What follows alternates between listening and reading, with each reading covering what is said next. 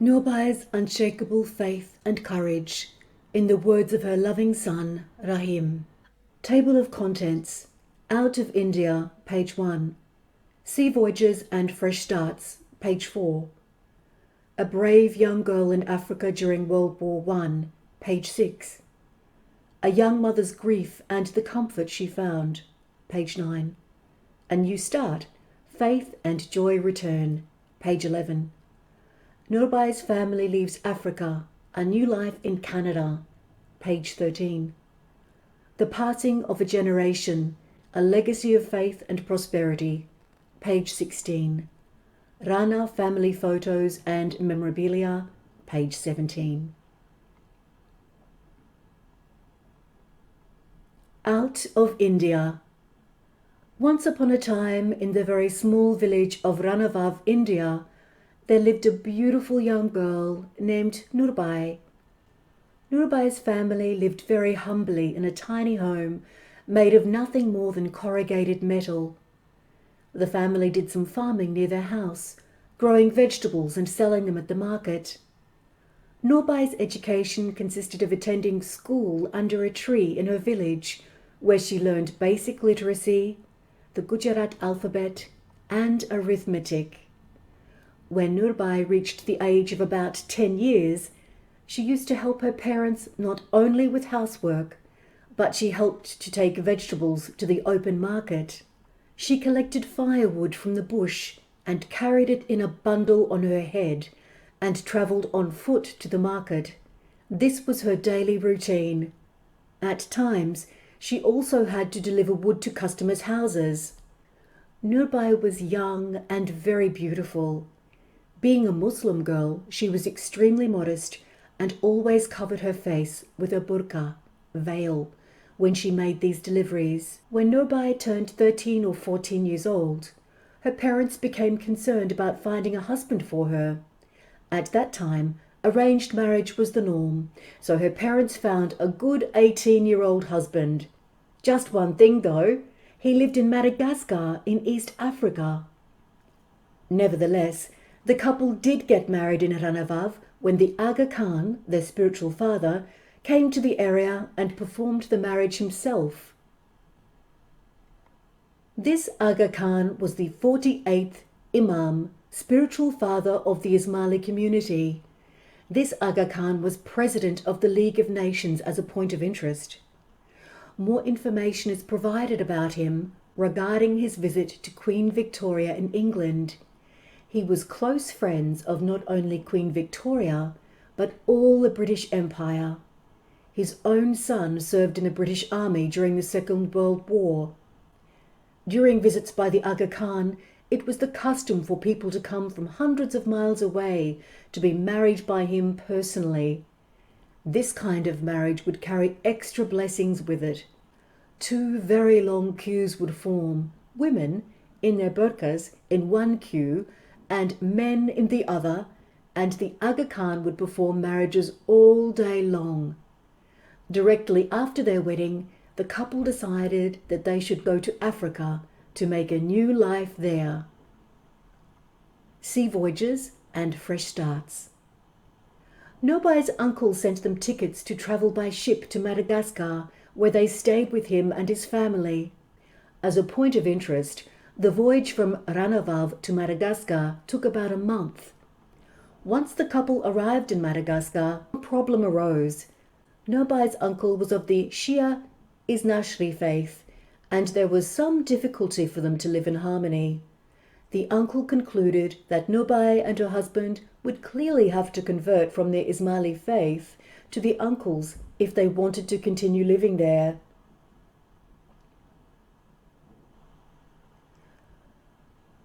Nurbai said that not for 1 second did she think of abandoning the faith she held dearly, so the couple declined the uncle's proposition and set off for Mombasa, Kenya in 1913. This time, their voyage by sea was in a large, big sailboat, and the trip was much shorter. This trip, however, was very difficult. The sea was very rough, and high waves almost sank the boat. Nurbai's husband got so sick he almost died, but fortunately he made it to Mombasa. When they arrived in Kenya, the couple was completely alone, no relatives there, no money, and looking for work. Nurbai's husband decided in short order to proceed to Tanganyika, under German occupation at that time, to find work. Nurbai stayed on in Mombasa, living in a room near the Jamat Khana and working as a seamstress, sewing buttons on soldiers' uniforms. A brave young girl in Africa during World War I. About a year later, in 1914, World War I began and the border closed between German-occupied Tanganyika and British-occupied Kenya, dividing the couple without any chance of reuniting as long as war continued. Meanwhile, in Mombasa, the council at the Jamat Khana was gravely worried about Nurbai, and they very much wanted to send her back to India, where she would be safe with her family. The problem was the presence of so many soldiers who were extremely rough. Council believed Nurbai was not safe sleeping in her room because soldiers, who were sometimes rough and violent, would be able to break in there at night. Nurbai refused to leave Mombasa. Her solution to Council's fears was that she would sleep every night on the floor of the prayer hall in the Jamat Khana, only until 3:30 a.m. though, when people would come in to second prayers.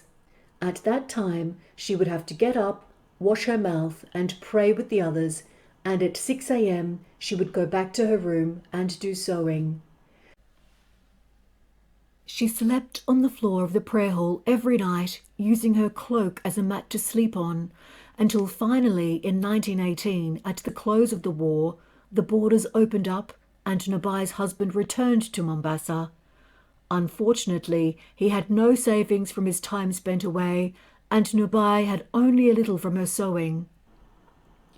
Luckily, it happened that his sister and brother-in-law offered their old house in Seoport as they were moving to a different village.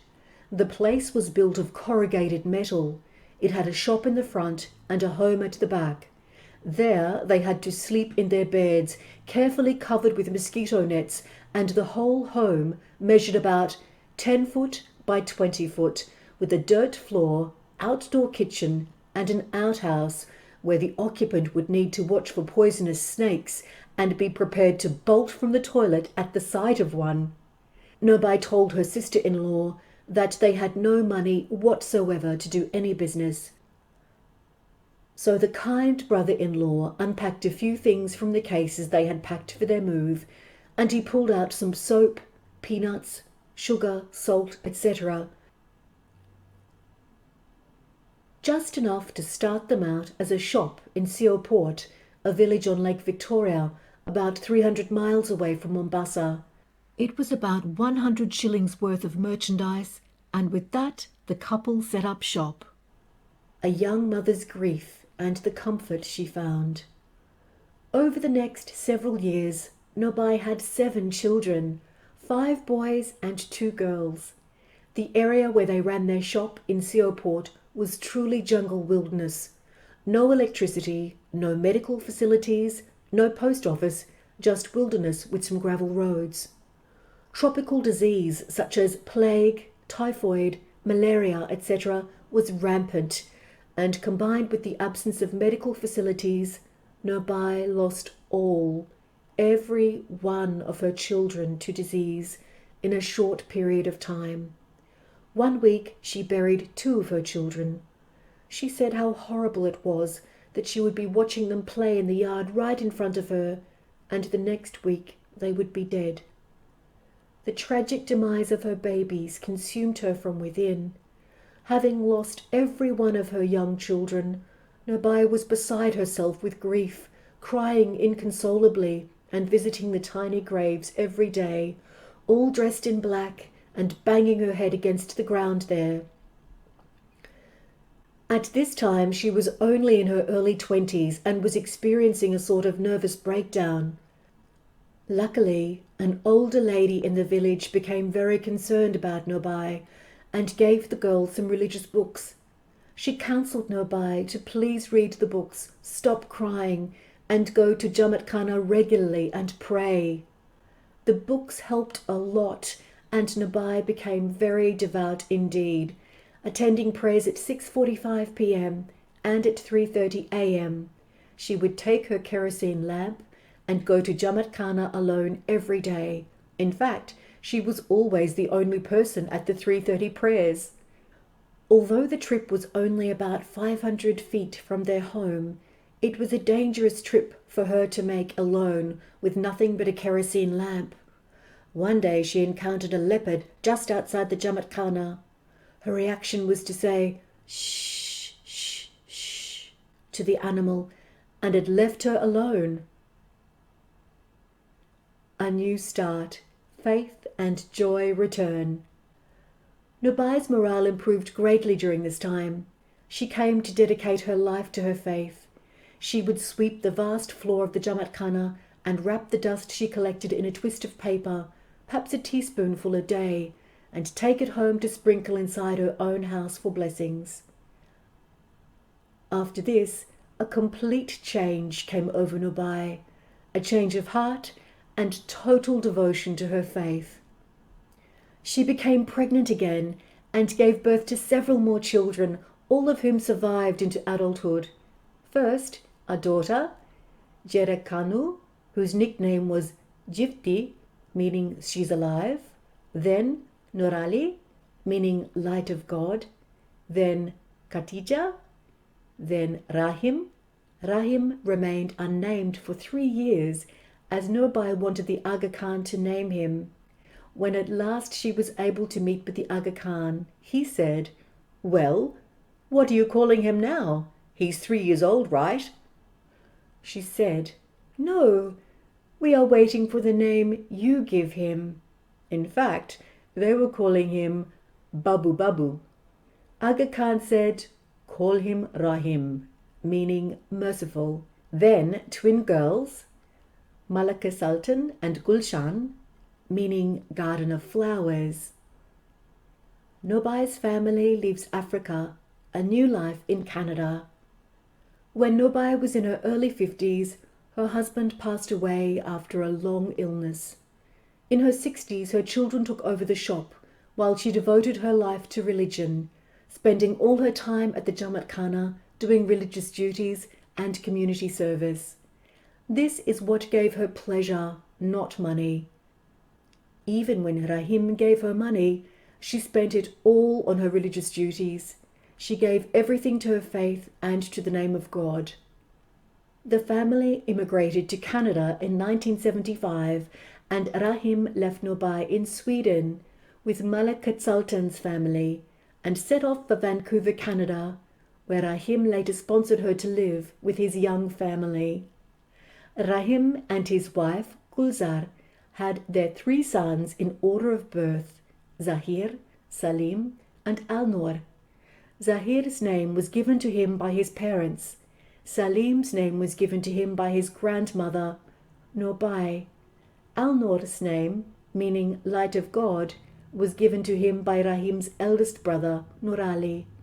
Nurbai had become so devout that when they sold the property in Seoport, she spent it all on the Jamat Khana and with religious duties. Rahim remembers her as a very loving and gentle mother, such a nice, sweet person, very gracious woman, very warm, very meticulous and clean. Sadly, in 1986, she had a stroke from which she regained her consciousness, but her mental and physical health deteriorated. The family cared for her in the home as long as possible, but at the end had to leave her in the care of a home for the elderly. During this time, Rahim's family business suffered greatly and lost everything they had worked so hard for. On January the 7th, 1990, Nurbai passed away. This was a very difficult time for the family, as not one member of the family was having any particular success in their business. All were working, but none of the work was developing very well. The passing of a generation, a legacy of faith and prosperity. For years after Nurbai's death, The family continued to experience lackluster success in business. However, after the birth of Salim's third child, Azra, there was a marked change in the family's fortunes. Life began to change. Business got better. It was as though Nurbai's energy was carried on in Azra. Rahim believes it to this day. Rahim noticed a striking resemblance to his mother once when Azra was drying her hair by the fireplace. At that moment, it seemed to Rahim that the child looked just like his late mother. And so the story of Nurbai ends and continues. Rana family photos and memorabilia. Nurbai Rana, Punja Rana, Zahir Rana, grandson, Gulzar Rana, daughter-in-law, Nurbai Rana, Salim Rana, grandson. Nurbai Rana, Zahir Rana, grandson.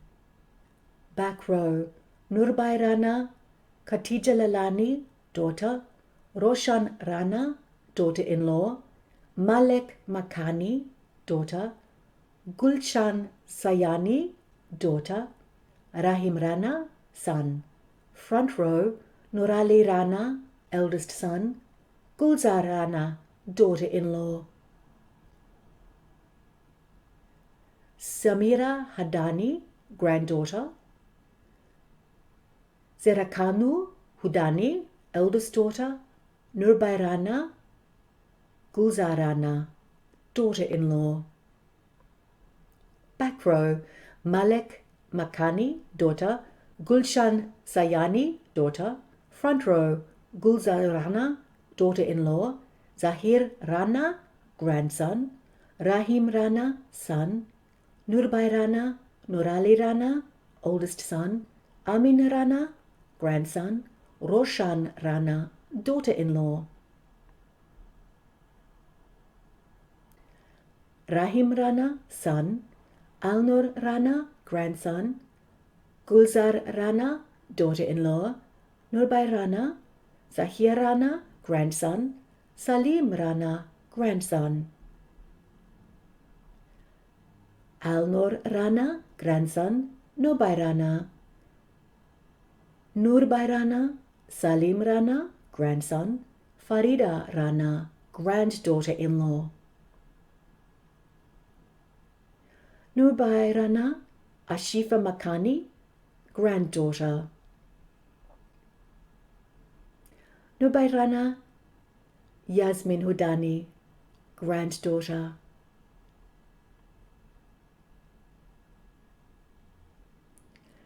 His Highness the Aga Khan, an extraordinary personality in the reign of Queen Victoria. Her Majesty Queen Victoria had held a levee which was attended by consuls of all countries, and His Highness the Aga Khan was also invited at the occasion.